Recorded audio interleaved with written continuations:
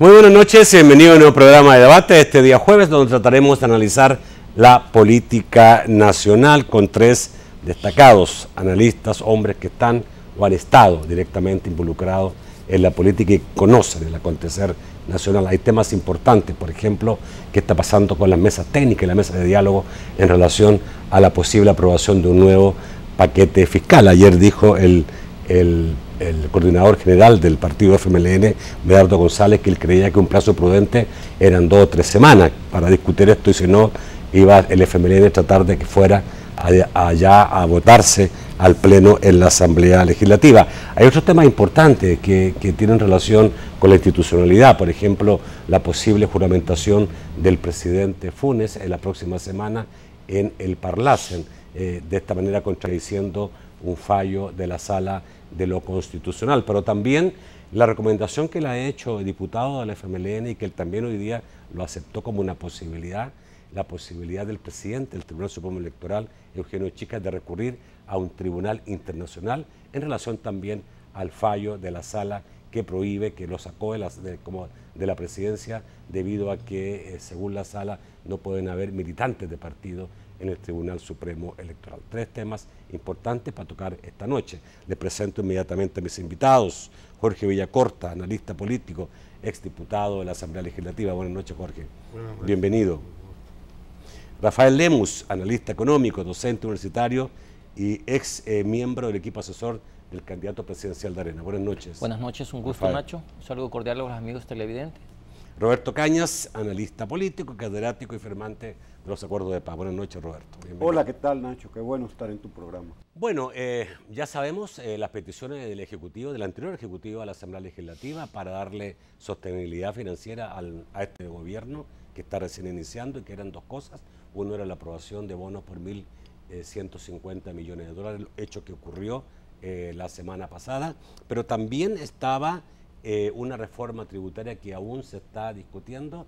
En un momento se pensó que Arena se iba a retirar de la mesa, no se ha retirado, que tengo entendido que incluso el día de hoy hubo una mesa de diálogo, de análisis con técnicos de los diferentes partidos analizando esta situación, que hasta ahora el gobierno no ha logrado tener mayoría en la Asamblea como para llevarla al Pleno, pero el coordinador del FMLN, Medardo González, dijo que creía que un plazo prudente eran 2 o 3 semanas, si no debiera esto ir al Pleno.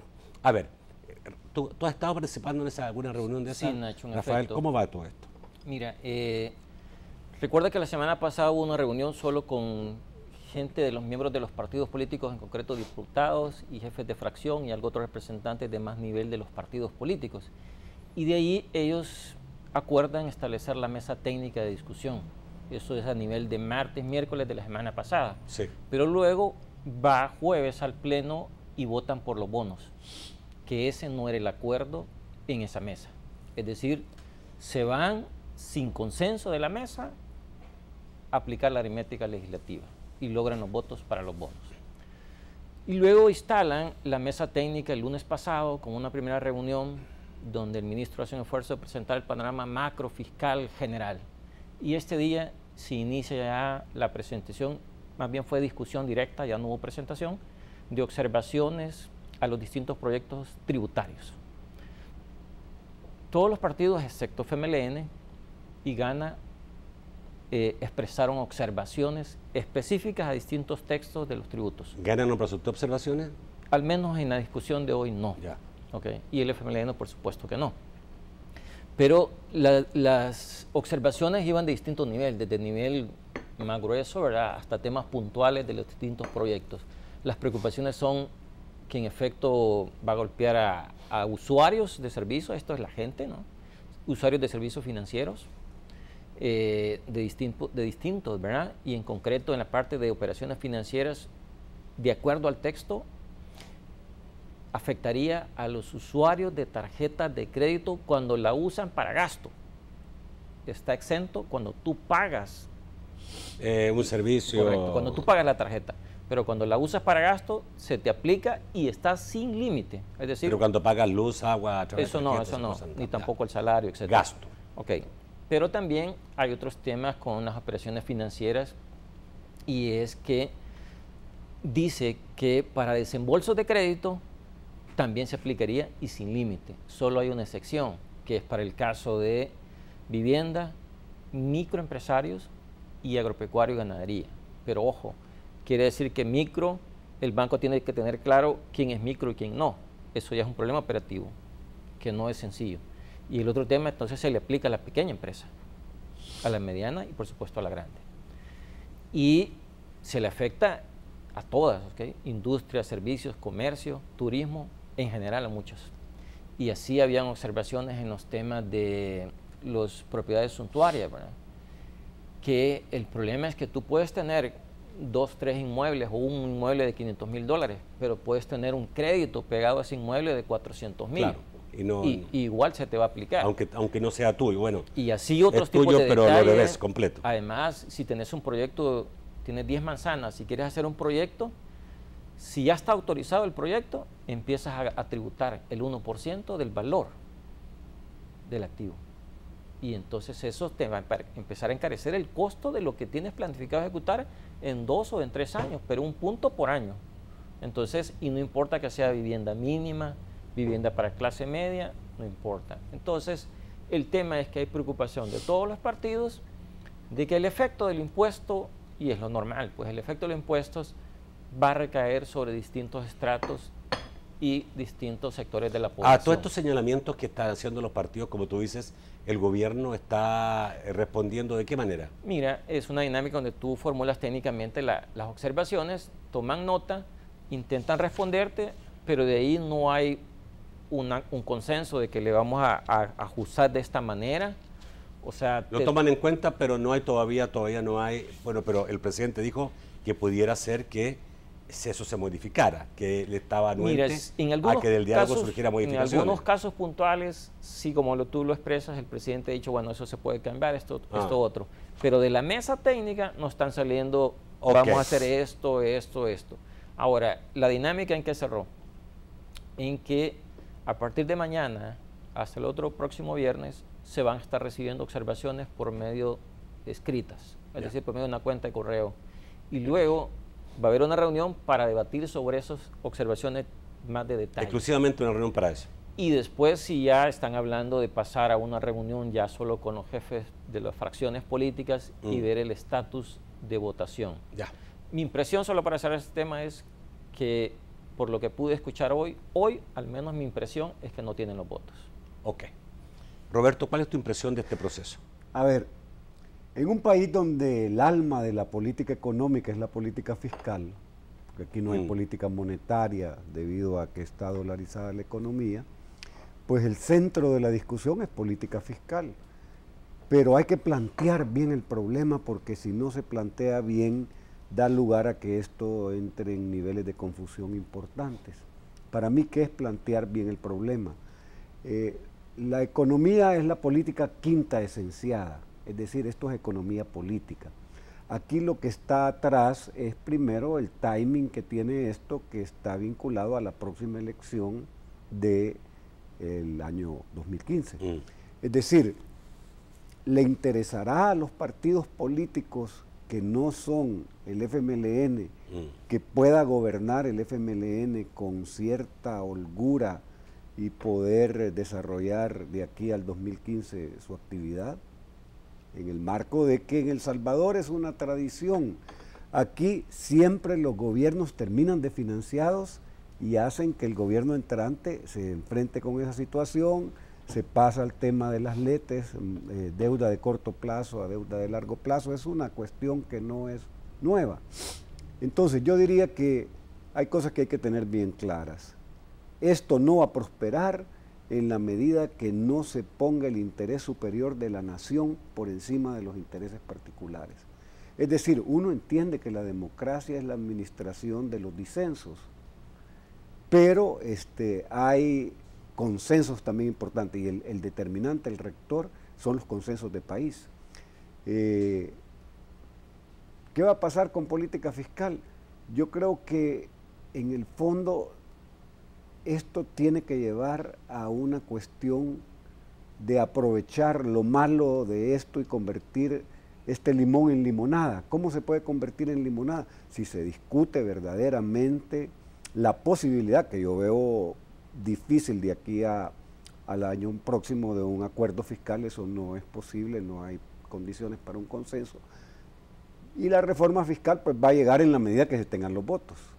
Y vamos a ver si se dilata, si se retienen los votos para ver de qué manera se mueve el gobierno. Pero lo ideal sería plantear con un principio de ley el tema de la sostenibilidad fiscal. Es decir, de aquí en adelante debería de existir un acuerdo de país, incluso en Colombia es constitucional el tema de la sostenibilidad fiscal, en el entendido que ningún país es viable, como tampoco ninguna persona, que gaste más que los ingresos que tenga. Entonces el principio fundamental de sostenibilidad es ese. Y si lográramos como resultado de esto no discutir el tema de esta tercera reforma fiscal que tiene 3 impuestos en concreto, uno que no hay discusión, hay que gravar esas propiedades lujosas de más de $300,000 en la montaña o en el mar. No tiene vuelta de hojas el tema del impuesto de imprenta. Habría que discutir cómo puede ser efectivo y que grave de manera progresiva el que tenga más ingresos y más recursos y haga transacciones más grandes el impuesto a las transacciones financieras. Pero, y con esto termino porque después viene todo el ruido mediático que hacen todos los elementos que están ahora, que no nos estamos dedicando a discutir los problemas de país, ni el de la seguridad, ni el económico, en términos de buscar crecimiento de la economía, de buscar posibilidades de inversión extranjera directa. No estamos discutiendo el problema de mejorar la calidad de la educación, no estamos discutiendo el tema ambiental, sino que se nos va en una serie de cuestiones de que si los desplantes de Munguía Payés, cómo nos va a ir, o si finalmente lo de Francisco Flores apareció un elemento nuevo, pero lo de fondo no lo estamos tocando. Ok. Jorgito, voy a un corte y vuelvo inmediatamente contigo. Ya volvemos. Jorge, ¿cómo estás viendo tú? No ha terminado todavía junio, no ha terminado el mes, pero obviamente ha iniciado rápidamente este proceso de diálogo que obviamente va a definir, ¿no? Las posibilidades del gobierno, como decía Roberto, en relación a tener o no dinero para poder hacer lo que tiene que hacer, lo que ha prometido. Bueno, a mí me parece que deberíamos también enfocarlo desde el punto de vista del ciudadano, es decir que, porque una cosa somos los que hacemos política o los técnicos o especialistas y otra cosa es el ciudadano. Yo creo, el otro elemento que hay que señalar es que para aprobar esas reformas fiscales, es decir, ese aumento de algunos impuestos en esa lista de la que habló Roberto, se necesitan 43 votos, no más. No es mucho. Por consiguiente, entiendo que entre el FMLN y Gana, si los tiene y los puede, y si le falta alguno, los conseguiría fácilmente con aquellos independientes que están ahora ahí volando porque unos se pasaron a un partido, los otros no. Es decir, hay una pequeña nube ahí que se puede mover. Era más complicado desde el punto de vista aritmética la votación por los bonos. Sí, pero es obvio que es más fácil aprobar bonos, que es pasar una deuda de corto plazo a largo plazo, que poner impuestos. A nadie le gusta ese tema.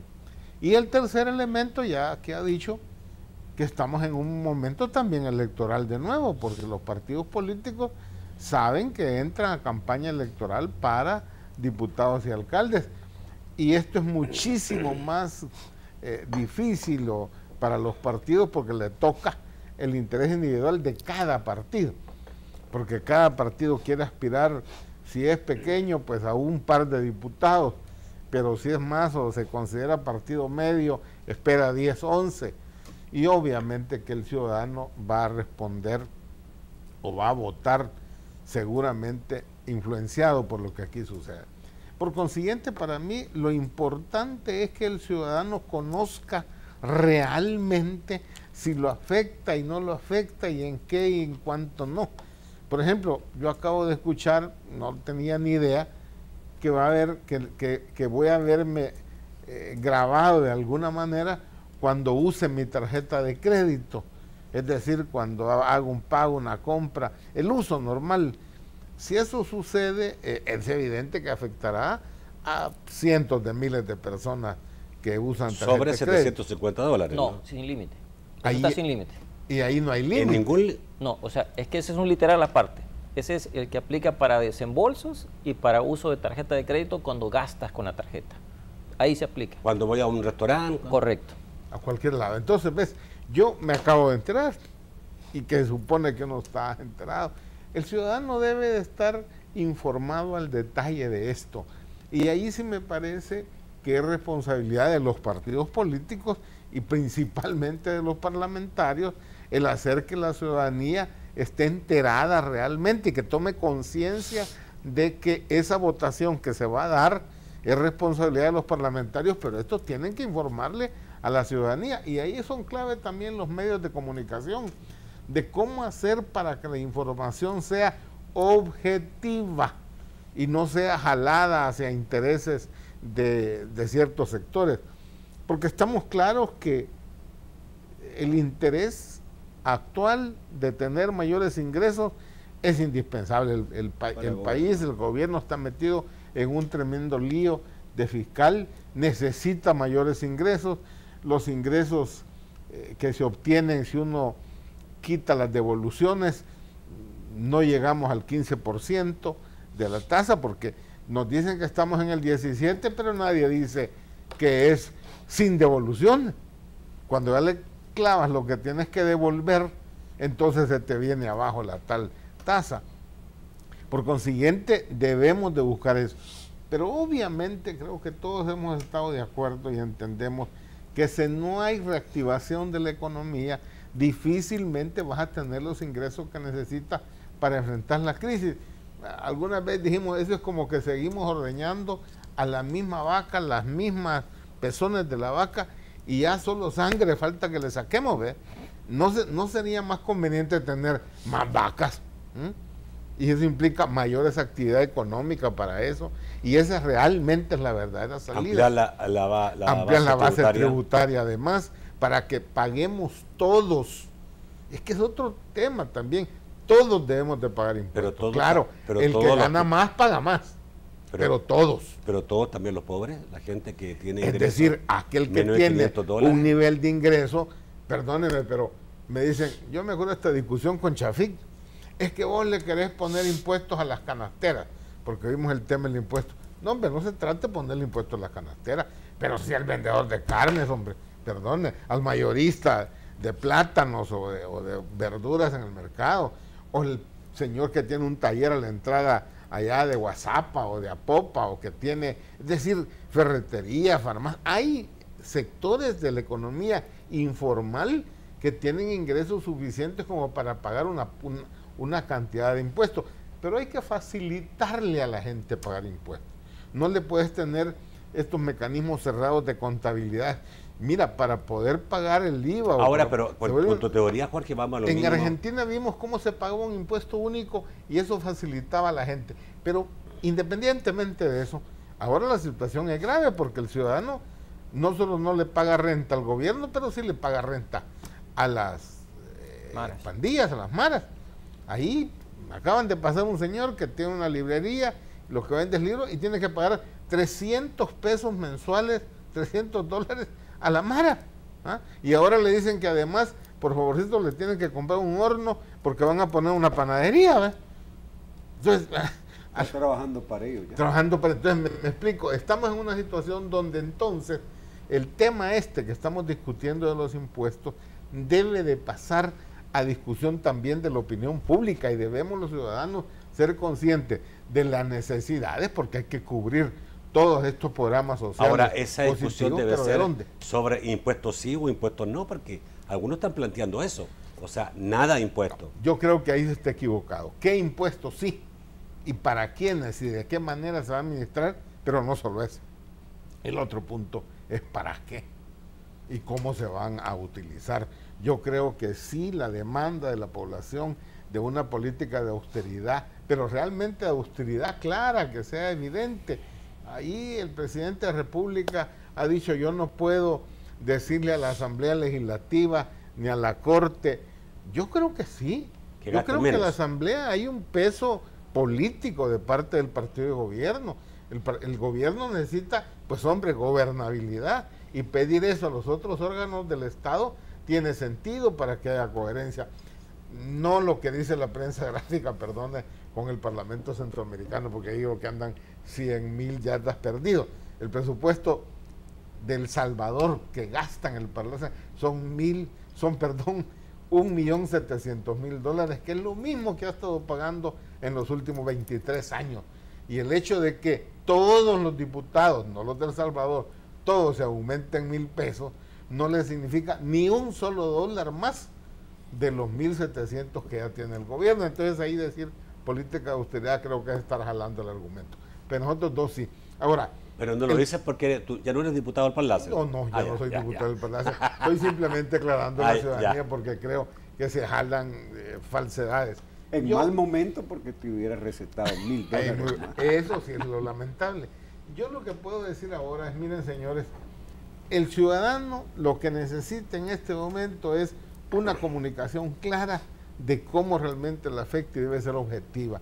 Y uno debería esperar que las instituciones, principalmente los partidos, contribuyeran definitivamente a eso, para que no sea sesgado, porque uno es aquel que dice yo no quiero ningún impuesto, de inmediato uno dice, no, mira, aquí hay gente que simplemente no quiere pagar. ¿Cómo no vas a pagar si tenés una casa en la playa de más de $500,000, por Dios?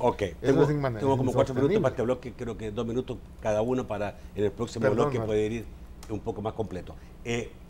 Con otros temas.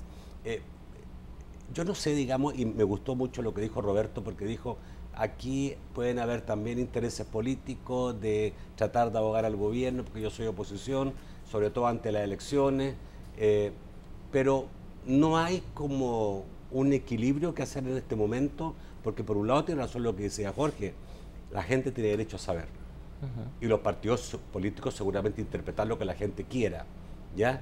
Pero también la gente va a querer, digamos, que se haga buena política, o sea, claro, que no sea una política de mezquindad. Entonces, ¿cómo establecer el justo equilibrio? Rafael. Complicado, pero mira, yo creo que el tema de la plata, eso está resuelto para el gobierno. ¿En qué sentido? Los bonos ya están aprobados. O sea, el tema de la liquidez ya lo resolvió. Y lo resolvió incluso hasta después de elecciones. O sea, le has dejado la mesa de 800 millones. Si tenés un desequilibrio, porque el presupuesto no es que todo el presupuesto del 2014 está desbalanceado. Le hace falta algunas cosas definitivamente que contemplar. Pero con 800 millones tienes plata para superar todos esos escollos. ¿Cuál es el único tema de eso? Que va para que puedas usar ese dinero. No es el de esta operación de los agrobonos por los letes, no. Tienes que emitir nuevos letes. O sea, endeudarte de nuevo de corto plazo para agarrar dinero fresco y hacer los gastos donde no tengas el presupuesto financiado. Pero yo creo que el problema es que el gobierno resolvió su tema de liquidez, el gobierno, pero ha dejado el problema fiscal del país. Y ese sí es el problema de los salvadoreños. Y la otra dificultad es que este tema fiscal no lo estamos abordando con sus 4 componentes, ni siquiera el gobierno. Y esos componentes son, definitivamente hay un tema tributario, hay un tema de gestión de deuda, no solo la de corto plazo, sino en general, y está el tema de control del gasto, que de eso hablamos muy poco. De hecho, en la agenda del gobierno es el último tema. Primero agarra la plata y después hablamos de gasto. Cuando es un gobierno que el FMLN no tiene credibilidad en los acuerdos. No cumplió los acuerdos con el Fondo Monetario y no cumplió los acuerdos con los partidos políticos en octubre de 2012. Y lo último, no estamos conversando de cómo hacer crecer más la economía, que es el otro componente. Roberto, 2 minutos. Sí.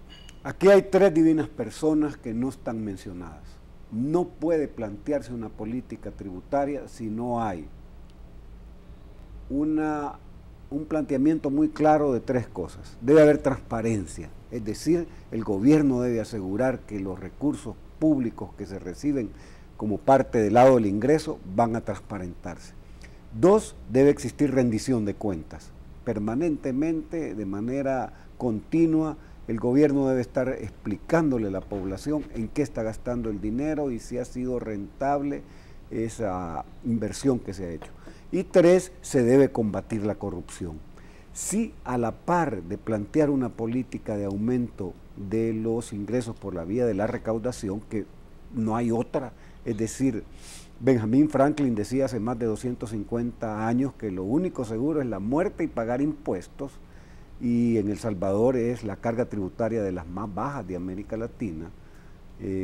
Entonces hay que asimilarlo, pero claro, no puede el gobierno venir a pedir que se aumenten los impuestos si no garantiza esas tres cosas que te decía. Número 1, transparencia. 2, combate férreo a la corrupción. Y 3, rendición de cuentas. Con esas tres cosas se podría hablar con más solvencia de una política fiscal del lado del ingreso que aumente la recaudación. Y por supuesto tiene que ser de carácter progresivo. El que tenga más riqueza y más ingresos debe pagar proporcionalmente más impuestos. Eso es aquí, en Suecia, en Inglaterra, en Estados Unidos, en todas partes del mundo. Así es. Ok. Voy a leer un correo que me acaba de llegar de Manuel Rodríguez, quien es presidente del Partido de Concertación Nacional, y dice: Nacho, tu invitado solo estuvo en parte de la reunión en Casa Presidencial. Se refiere a lo que tú dijiste, Rafael. No hay nada de enviar correos electrónicos, las observaciones. Se acordó nueva reunión hasta el 30 de junio. No hay votos ni para esta ni para la próxima semana y probablemente no se puedan obtener en este año.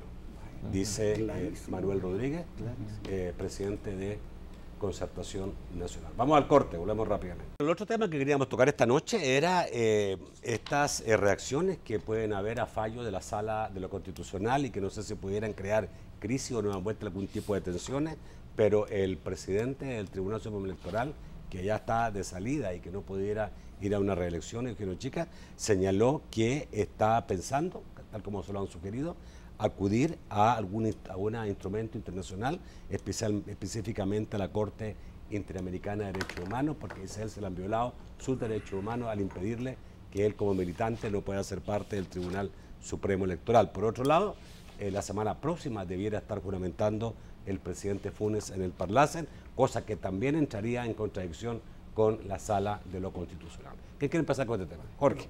Con respecto a la primera, precisar que aquí se refiere a que no pueden ser, según la sala, jueces, que no pueden aspirar y ser electos o nombrados como jueces aquellas personas que tienen militancia partidaria. El problema es que cuando uno lee en detalle un poco la sentencia, dice o que no hayan tenido, es decir, en el pasado, pero no queda claro cuál pasado, cuánto tiempo, de qué se trata, porque una cosa es que yo sea ahora miembro del partido y me vengan a decir a mí, mira, Jorge, ¿aceptarías irte al tribunal? Y yo le digo, hombre, sí, pues entonces renuncia ya al partido porque la elección es mañana. Ahí hay fraude de ley, evidente, ¿verdad? Pero yo fui militante del partido hace 5 años y dejé de serlo hace 5 años. ¿Por qué no puedo ser yo candidato? No, porque ahí dice que o haya sido en el pasado. Creo que ahí se está un poco, no queda claro eso, y me parece que es jalar el argumento. Yo entiendo el interés o el planteamiento de la sala que responde al hecho de que un juez que va a administrar justicia, que va a tomar decisiones, no puede ni debe estar influido por otros intereses que no sean estrictamente el derecho, es decir, responder a derecho. Y se dice que si alguien es militante de partido, pues obviamente en El Salvador todos estamos claros que cuando uno es militante del partido, no ya de dirección del partido, perdón, hay disciplina partidaria. Esa es una práctica nuestra, errada, equivocada, lo que tú quieras, pero así se da. Entonces, perdón, Jorge, pero ¿cómo se sabe, y perdona mi ignorancia, cuando alguien es militante? ¿Están obligados los partidos políticos a entregar la lista de militantes? En un padrón.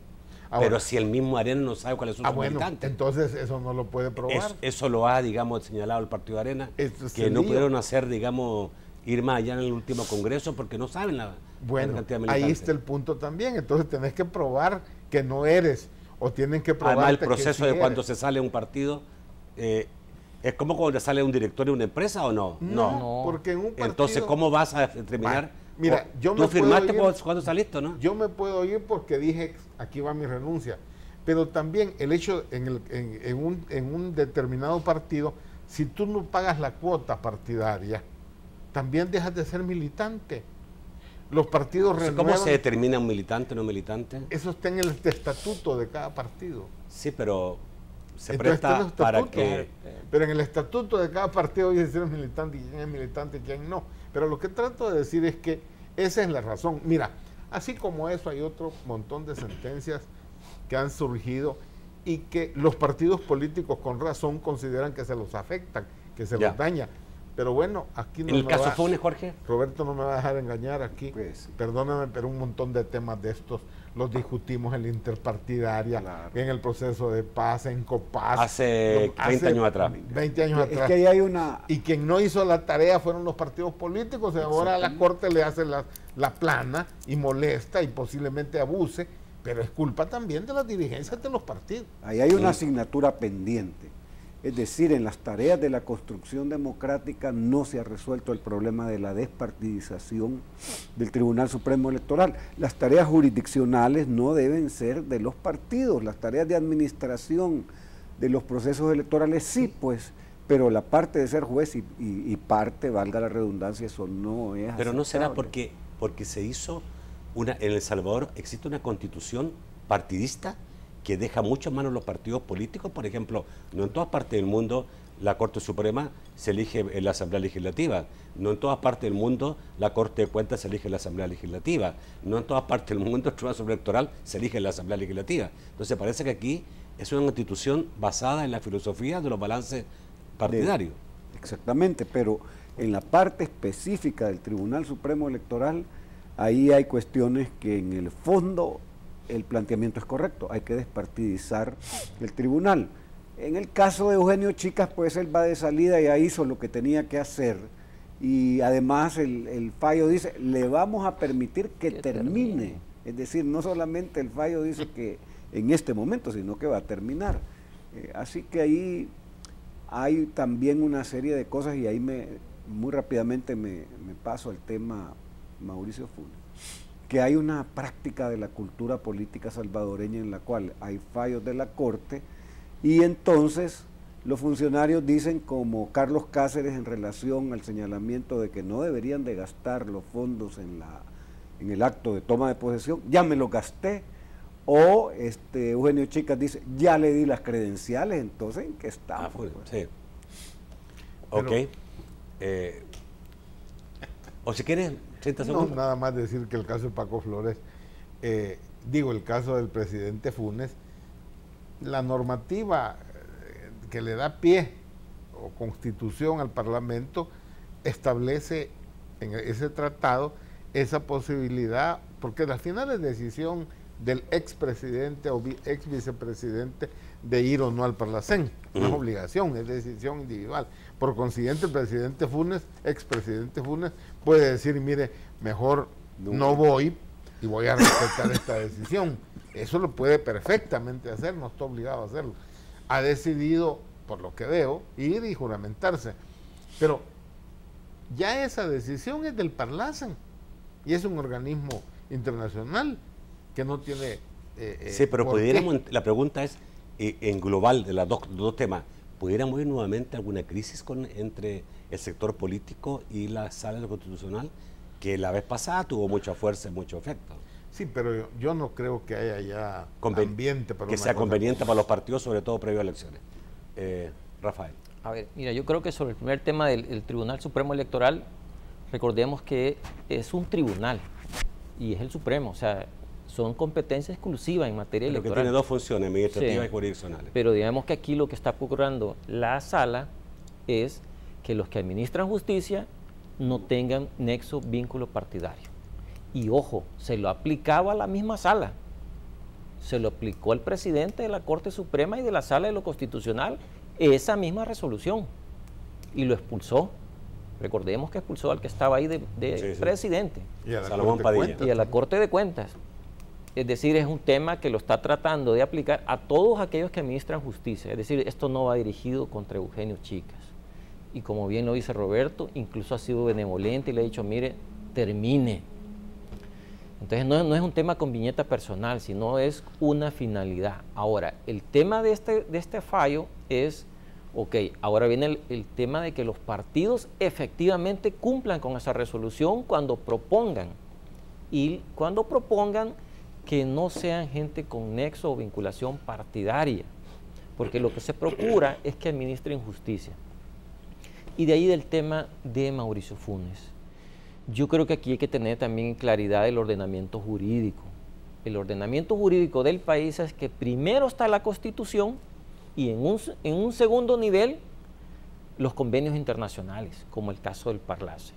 Y un tercero, las leyes secundarias.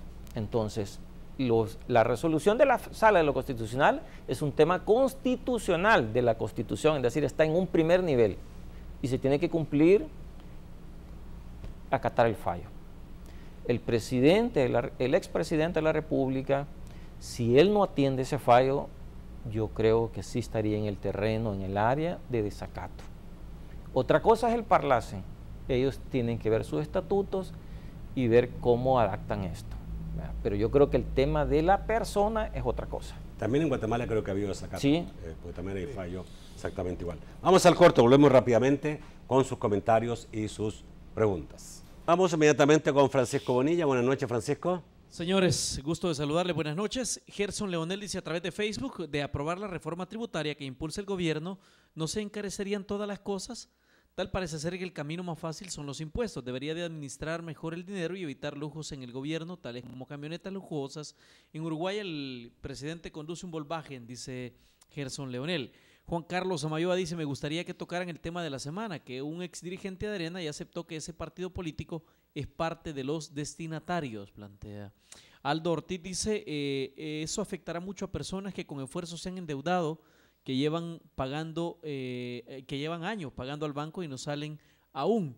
Dice Luis Lacayo, ridículo, ¿dónde está la voluntad y el esfuerzo del gobierno por sacar al país adelante? ¿Qué proponen para disminuir gasto corriente? La diputada Lorena Peña, con respecto a la afirmación de Rafael Lemus sobre si una persona tiene una propiedad de $500,000 y la está pagando, también podría ser afectada por la reforma, dice falso. Y dice en otro tuit, porque hasta que termine de pagar el inmueble, hasta entonces es propio, plantea la diputada Lorena Peña. De la cuenta oficial del partido Gana nos dicen, tras una reunión en Casa Presidencial, Gana mantiene su posición de no dar votos para reforma fiscal, según plantea el diputado Guillermo Gallegos. Eduardo González dice que está haciendo el gobierno para generar confianza en la gente para que pueda pagar más impuestos. Luis, más bien el señor Ábrego dice, Dios le oiga, ojalá ya basta de tanto impuesto con respecto a que no haya la posibilidad de la aprobación de la reforma fiscal. Cristian Galeano dice, pero el mayorista se lo va a poner al producto, al final se lo traslada al consumidor. Esto sobre la afirmación del ingeniero Villacorta sobre poner impuestos a los vendedores de carne, por ejemplo. Dice Eric Ramírez, cuando se usa la tarjeta del banco gana el 7% de esa transacción, que pague el impuesto el banco mejor y no el pueblo, plantea. Dicen del movimiento social, ¿saben que hay empresas que tienen negocios en la calle Arce? Ahí venden sin pagar IVA, pero el que compra paga el IVA, plantea. Y finalmente, don Nacho, el señor Juan Carlos Sura nos manda la foto del animador de Sábado Gigante, don Francisco, con un nuevo corte y pregunta que si usted se anima luego de la victoria de Chile. Vamos al estudio para las respuestas. Quiero ver si don Francisco se animó. No, yo creo que no. Bueno, a ver, quiero decir una cosa. Yo la pregunta y me gustaría que Lorena nos pudiera aclarar un poco más eso, porque yo esa pregunta se la hice al ministro de Hacienda y me dijo que sí. Que una propiedad que se esté pagando al momento que esté escriturada para uno, aunque la deban un 99%, ya es de uno y por lo tanto tiene que pagar igual. Yo le hice la pregunta y no sé si tú estás claro en lo mismo. No, yo estoy claro y desafortunadamente voy a discrepar porque ella metió un tema que no corresponde al texto de ley. Otra cosa es que ellos piensen hacer otra cosa, pero el texto de ley te habla de valor del inmueble y no te dice si es con hipoteca o no. Yo lo pregunté y entonces como no te dice, es valor del inmueble, ¿ok? Y lo otro es, definitivamente los amigos televidentes tienen razón.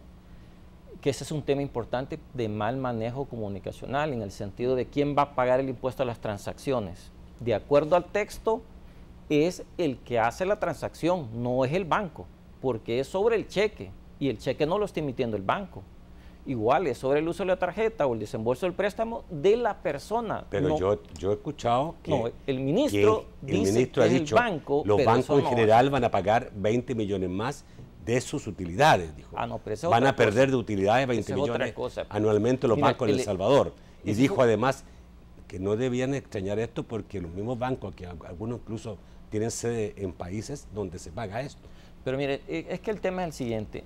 ¿El impuesto es sobre los bancos o el impuesto es sobre las transacciones? ¿Y quién hace las transacciones? Las personas. Entonces el impuesto no es sobre los bancos. Eso es más que claro. O sea, tú tienes las propiedades o tú sacas los cheques vas de 750, entonces sos tú el que vas a pagar el impuesto. Se te lo va a retener el banco y se lo va a trasladar a Hacienda. Ok. Pero es por haber hecho la transacción. Vamos a invitar rápidamente, lo invitamos pero no pudo la semana pasada, vamos a invitar nuevamente al ministro de Hacienda. Alguien decía en relación al tema de Francisco Flores, mañana, señor, vamos a tocar esa declaración de Balcerati que hizo en la comisión que está, la Asamblea Legislativa, que está procesando al expresidente Flores, esa afirmación que dijo de que los 10 millones se habían entrado al Instituto de Estudios Políticos Antonio Rodríguez Por y que habían sido de ahí trasladados al Partido Arena. Vamos a tocar ese tema mañana, no hoy día. Sí.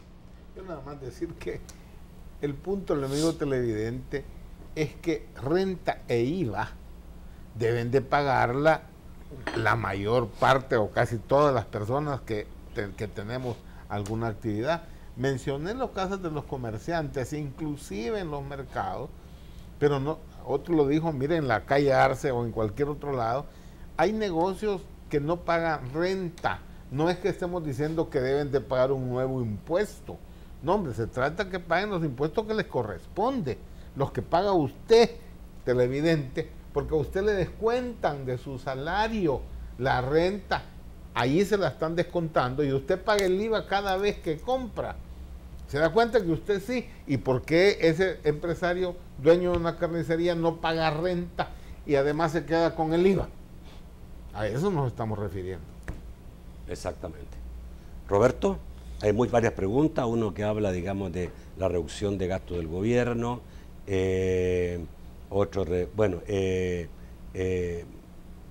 lo de Gana también, que dice Gana que mantiene la postura de que no votaría a favor de estos impuestos, etcétera, etcétera. Sí, bueno, ahí está planteado lo del timing electoral que hemos venido platicando en el programa, es decir, las posiciones de los partidos están mediadas por el tema electoral del próximo año y, claro, un miembro dirigente de un partido lo que piensa es aprobar o no aprobar votos, me gana, aprobar o no aprobar impuestos, perdón, me gana o me quita votos, me posibilita que mis patrocinadores sigan financiándome el partido, sí o no. Esas son las lógicas de pensamiento que tienen los dirigentes de los partidos cuando están tomando este tipo de decisiones. Ahora, aquí no hay nada definitivo, en política hasta los ríos se regresan, se han visto muertos botando basura, que en este momento haga una afirmación tan contundente, quiere decir que en este momento está planteando eso, nada más. Y que hay que esperar a ver cómo la dinámica de los acontecimientos se va desarrollando para ver cómo termina. Pero yo insisto, mi inquietud es que todo el programa hemos estado hablando de ingresos y gastos del gobierno y cómo la fiscalidad contribuye a que el gobierno funcione, pague a proveedores, supere la sequía de sus cuentas, tenga flujo de caja, pueda financiar los programas sociales, etcétera. Pero los otros grandes temas de la economía del país, cómo se va a aumentar la inversión para generar más crecimiento, cómo se va a mejorar la competitividad de la mano de obra, cómo se van a crear más puestos de trabajo, han estado ausentes de esta discusión. Entonces yo diría que el llamado es, sí, muy bien, la política fiscal es importante y hay que proporcionarle al gobierno los ingresos que le posibiliten funcionar, pero también hay que pasar rápidamente a discutir los otros grandes temas de la economía. Voy a leer un correo que manda el señor Ricardo Cardona, que dice: buenas noches, Nacho, de acuerdo a Paul Krugman, tanto los incrementos de impuestos como las medidas de austeridad tienen efectos recesivos.